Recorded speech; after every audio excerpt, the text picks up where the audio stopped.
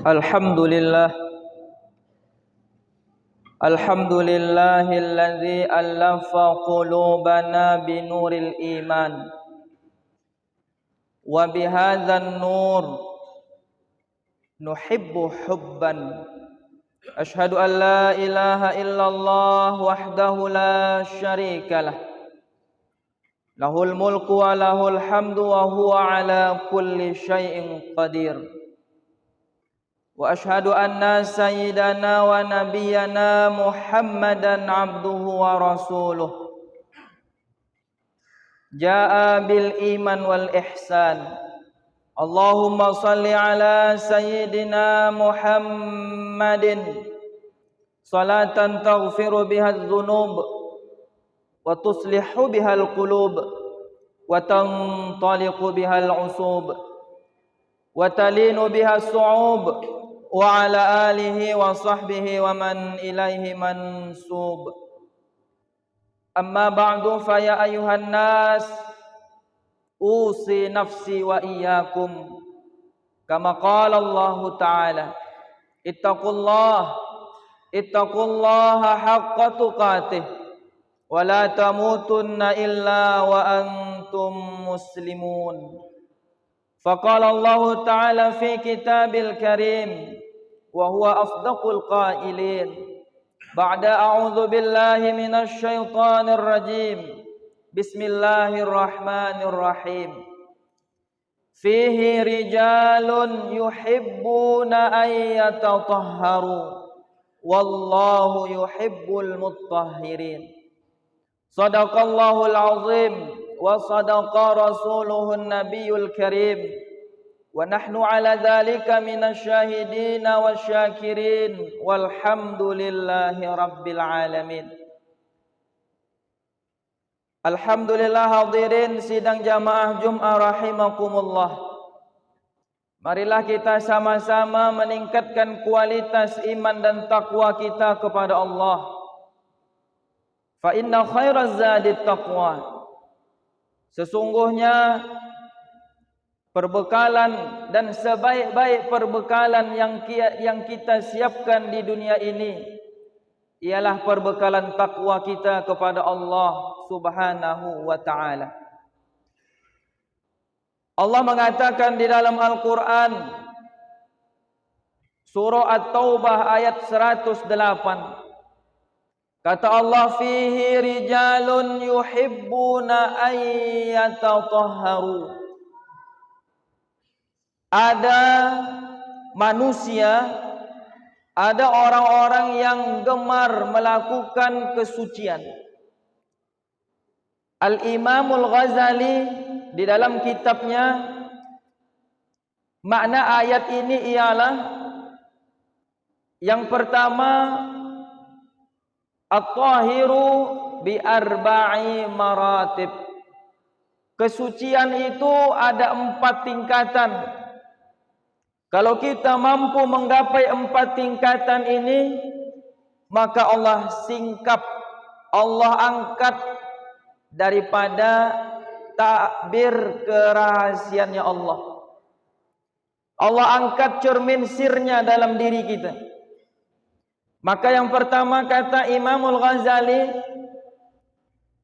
orang-orang yang gemar tathiru al-zahiri anil hadas. Manusia yang gemar melakukan suci daripada perangkat yang zahir, daripada hadas kecil maupun hadas besar. Apa kata Imam Al-Ghazali? Orang yang gemar melakukan kesucian daripada yang zahir, ketika dia mau makan, dia berwudu. Ketika dia minum, dalam keadaan berwudu. Dalam ketika dia keluar daripada rumahnya untuk mencari rezeki, dia dalam keadaan berwudu. Maka saksikanlah orang yang selalu mensucikan dirinya daripada hadas besar dan hadas kecil. Makanan yang dia masukkan ke dalam perutnya mendatangkan keberkahan. Minuman yang dia minum mendatangkan kenikmatan, dan setiap aktivitas yang dia lakukan dalam keadaan suci Allah angkat daripada sifat fakir. Hadirin sidang jamaah Jumat rahimakumullah. Fakir itu ialah bukan kekurangan harta, bukan dia tidak mampu membeli kemewahan dunia ini. Makna fakir ialah dia menjadi babunya dunia. Dia terbuai oleh dunia, dia terbuai oleh angan-angan dunianya. Maka itulah fakir yang hakiki. Bukan orang yang tak mampu untuk makan. Kita dikatakan Imamul Ghazali masuk daripada kategori orang yang fakir apabila ketika kita makan tetapi makanan itu tidak mendatangkan berkah, tidak mendatangkan manfaat. Maka betapa banyak orang yang sekarang ini ketika dia memiliki harta yang melimpah, namun makanan itu tidak bisa dia makan. Itulah fakir yang hakiki. Yang kedua, tathhirul jawarih anil jaraim wal atham. Mensucikan daripada anggota tubuh daripada perkara yang melakukan kejahatan, kejelekan dan melakukan dosa. Siapa yang tak luput daripada dosa? Al-insan, manusia itu ialah makanal khata' wan nisyan, maka kesalahan itu selalu kita lakukan. Tetapi kata Allah, aku suka kepada hambaku yang dia jatuh daripada tempat yang hina, berlumuran daripada lumpur dosa. Tetapi ketika malam ku datang, dia bentangkan sejadah, maka dia hapuskan dosa di siang hari itu dengan menadahkan tangannya, meneteskan air matanya. Inilah salah satu cara untuk membersihkan anggota-anggota tubuh apabila kita melakukan kesalahan. Karena Allah itu Maha penerima taubat, illa man aba, kecuali orang-orang yang tak mau bertaubat. Maka ketika dua jalur ini yang zahir kita bersihkan, anggota tubuh kita bersihkan, maka yang ketiga ialah inilah yang akan kita kupas agak mendalam, bahwa tathhirul qulub, mensucikan daripada hati. Inilah kebanyakan kita beribadah kepada Allah hanya sebatas zahir saja. Kita melakukan salat hanya untuk yang zahir saja. Salat itu tidak mendatangkan daripada ridhonya Allah Subhanahu wa taala. Ketika kita bersuci, suci hanya zahir saja. Ketika kita bertaubat kepada Allah dalam keadaan jawarih saja, anggota tubuh saja. Tetapi kata Imamul Ghazali di dalam kitabnya, orang yang bertaubat, orang yang bersuci harus melakukan dua jalur. Yang di luar namanya zahir, jawarih, anggota tubuh. Tetapi ada yang lebih penting daripada kedua itu, orang yang selalu mensucikan batiniyahnya. Maka Al-Imamul Ghazali mengatakan tathhirul qulub, mensucikan jiwa, mensucikan hati ini lebih penting. Seorang ulama yang bernama Abah Guru Sekumpul, seorang waliun min auliyaillah, apa katanya? Tidak akan tersingkap rahasia-rahasia Allah itu apabila cerminan hatimu itu masih memiliki penyakit. Di antara banyak penyakit, khatib hanya dua yang bisa disampaikan di atas mimbar yang mulia ini. Bainar riya wal ujub. Banyak orang yatazayyanu, ketika beribadah kepada Allah, yatazayyanu, dia membagus-baguskan ibadahnya, dia membagus-baguskan salatnya, dia membagus-baguskan pekerjaannya, Dia membaguskan kegiatan-kegiatan yang dia lakukan di dunia ini. Maaf 1000 kali maaf. Yang mana dia baguskan bukan mendatangkan ridha Allah. Dia membaguskan salatnya karena ingin disayang seorang manajernya.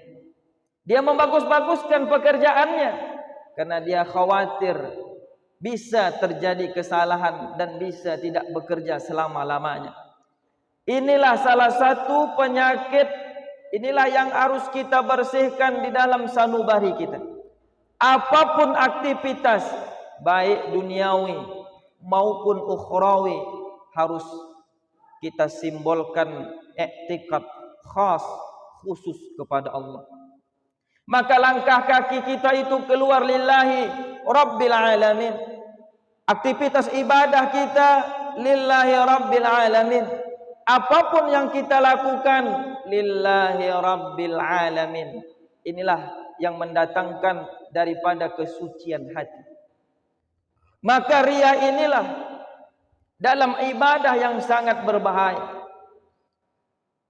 Maka jangan sampai melakukan apapun ibadah kepada Allah mengharapkan pandangan manusia, mengharapkan pandangan orang yang kita sayang, mengharapkan pandangan daripada orang-orang yang kita anggap bisa menolong kita untuk mendapatkan kemewahan dunia ini.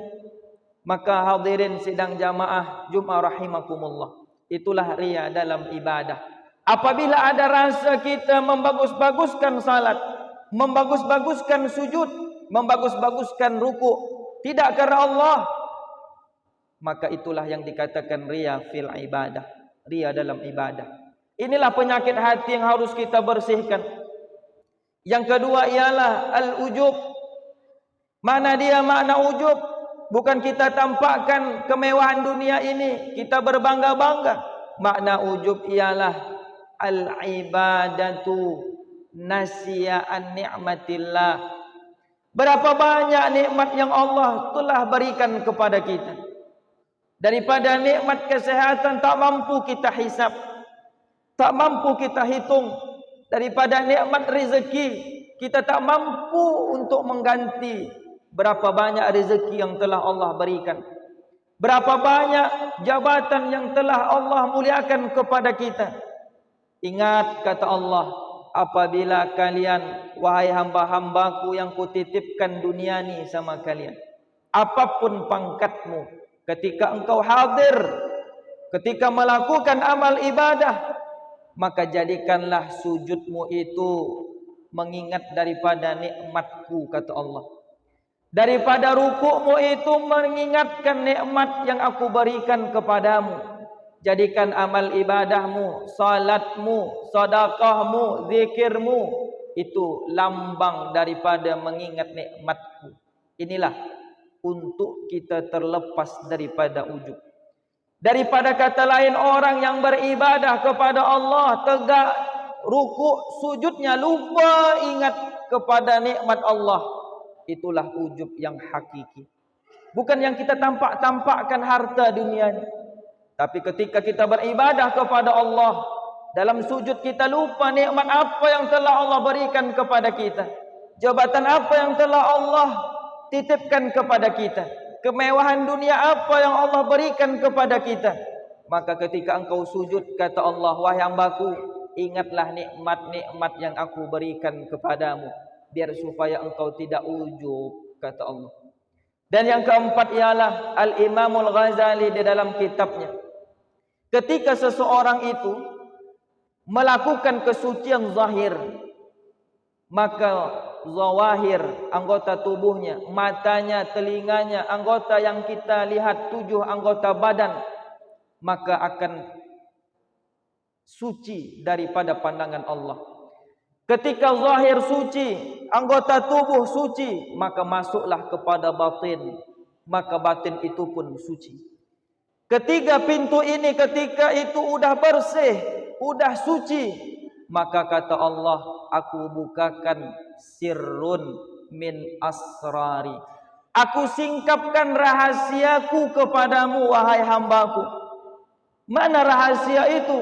Al-Imamul Ghazali mengatakan, qalbun, hati hambaku yang mana siwallah, detaknya, pompa darah itu, pompa jantung itu, nafas yang keluar masuk daripada oksigen jantung itu, maka itu semua muaranya mengingatku, kata Allah.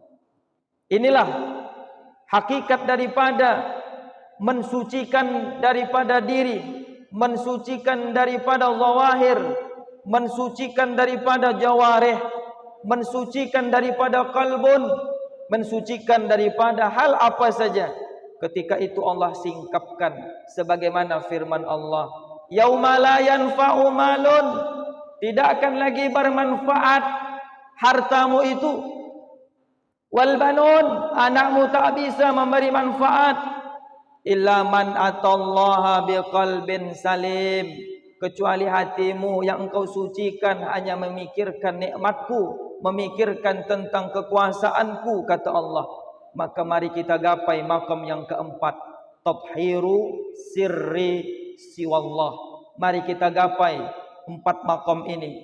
Mudah-mudahan kita termasuk hamba yang selalu dipandang oleh Allah, hamba-hamba yang selalu mensucikan dirinya.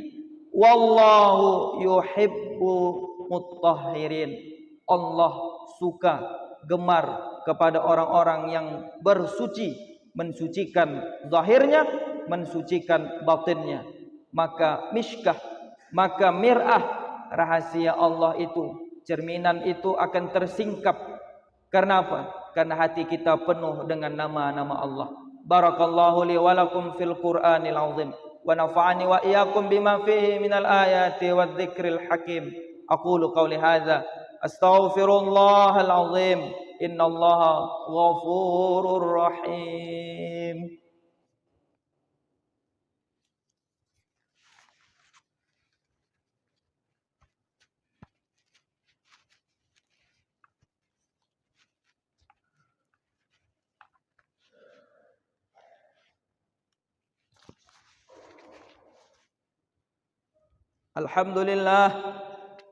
Alhamdulillah ala ihsanih, wa syukru lahu ala taufiqih wa amtinanih.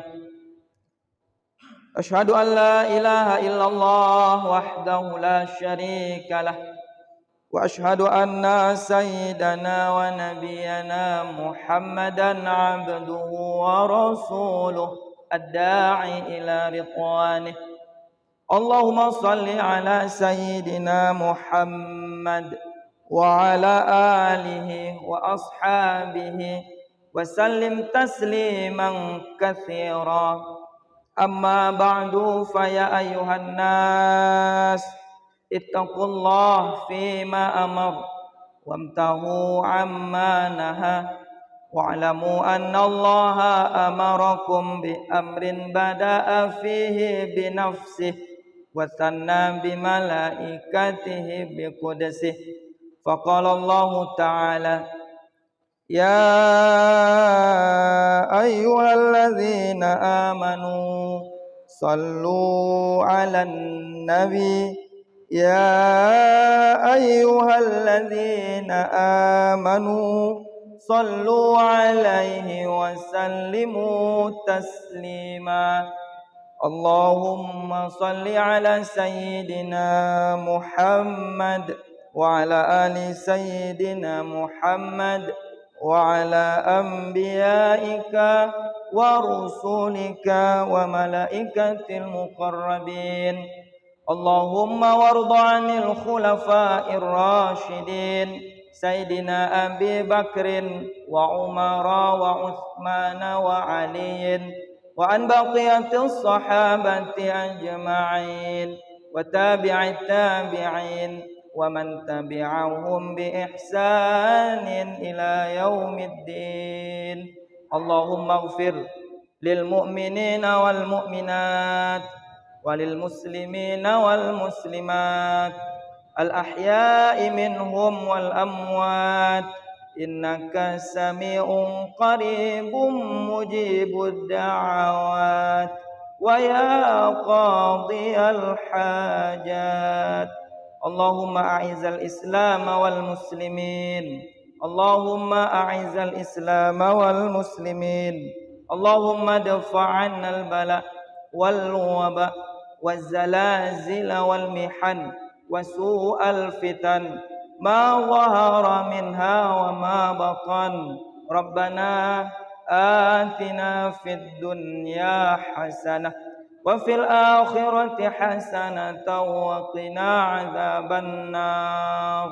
Ibadallah, innallaha ya'muru bil 'adli wal ihsan wa ita'i dzil qurba wa yanha 'anil fahsya'i wal munkar wal baghi ya'idzukum la'allakum tadhakkarun.